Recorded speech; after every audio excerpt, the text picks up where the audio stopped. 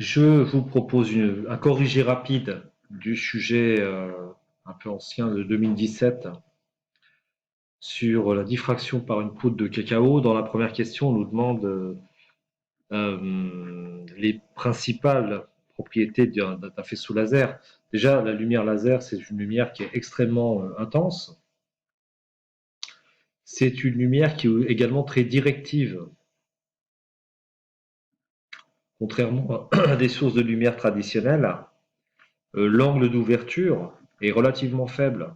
Si vous éclairez un écran avec, par exemple, la lumière émise par le flash de votre portable, vous allez avoir un faisceau lumineux qui est relativement ouvert, hein, et donc vous aurez à l'écran une grosse tache lumineuse. C'est pas le cas avec un faisceau laser. Même situé à une grande distance de l'écran, vous obtiendrez à l'écran une tache dont le diamètre est très faible. Et enfin, la troisième propriété qui est due en fait à la conception du laser, cette lumière, elle est parfaitement monochromatique. C'est-à-dire, elle est caractérisée par une fréquence unique, une longueur d'onde unique. Ce n'est pas le cas de la lumière qu'émet votre téléphone portable. Ce n'est pas le cas non plus de toutes les sources de lumière qui vous éclaire actuellement, que ce soit des lampes à filaments, donc une lumière émise par une lampe à incandescence, qui est polychromatique, plusieurs longueurs d'onde. Et ce n'est pas le cas non plus des lampes actuelles à diode électroluminescente qui sont souvent, sûrement polychromatiques.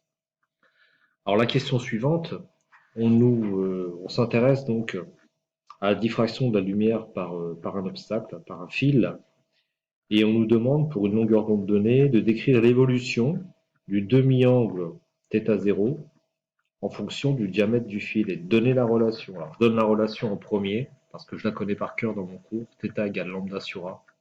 Ce n'est pas demandé, mais je vous rappelle que si la longueur d'onde est en mètres, si l'obstacle a un diamètre en mètres, vous allez trouver un angle en radians. Et donc, on peut décrire l'évolution du demi-angle en disant que bien, plus le demi-angle, le diamètre du fil est important, plus l'angle est petit. Donc quand A augmente, θ lui au contraire diminue. La question 1.3 est vraiment très traditionnelle. On nous demande d'établir finalement l'expression de la largeur de la tâche centrale. Donc on utilise la relation liée à la diffraction par un fil ou une fente, et on utilise la trigonométrie. On voit que la tangente de θ0 est égale à, alors tangente c'est sinus sur cosinus, c'est côté opposé sur côté adjacent, côté opposé c'est L sur 2, et le côté adjacent, pardon, c'est donc la distance grand D. Et quand l'angle est petit, on peut le montrer, on peut le vérifier à la calculatrice, en fait la tangente de l'angle elle est quasiment égale à θ0, quoi.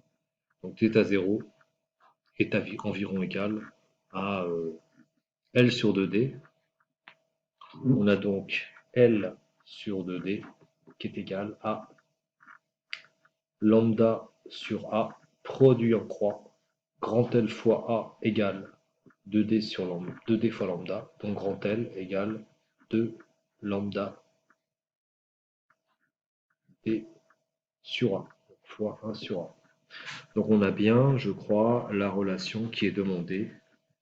Si vous représentez L en fonction de 1 sur A, eh bien vous voyez que vous aurez une fonction linéaire, y en ordonnée, 1 sur A en abscisse, et le coefficient directeur de la droite que l'on va représenter est K égale 2 lambda D. Et bien justement, dans la question 1.4, après avoir fait un certain nombre de mesures de largeur de tâche en fonction de 1 sur A, on obtient un nuage de points.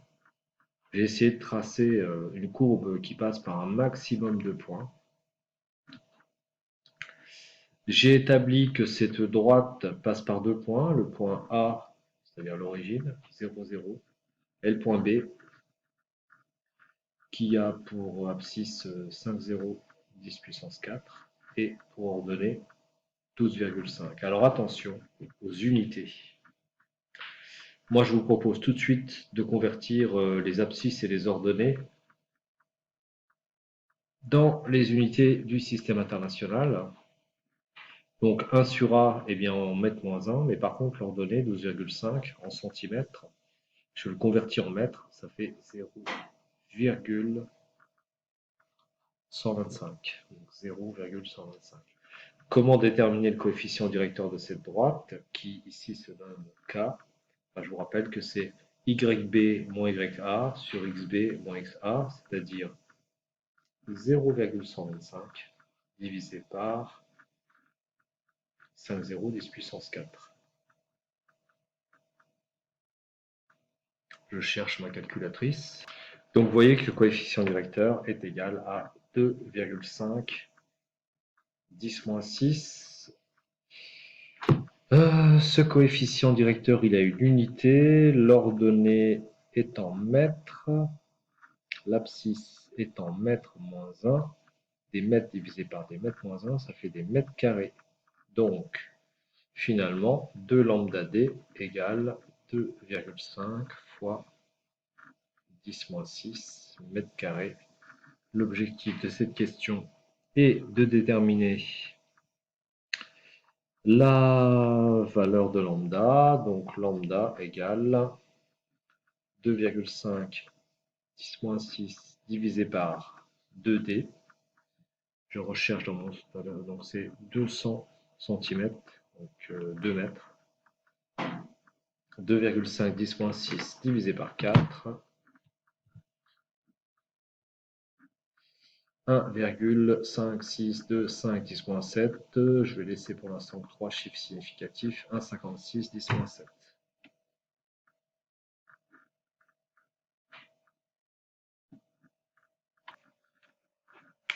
Donc je passe ensuite au problème d'incertitude, donc à la question 1,5.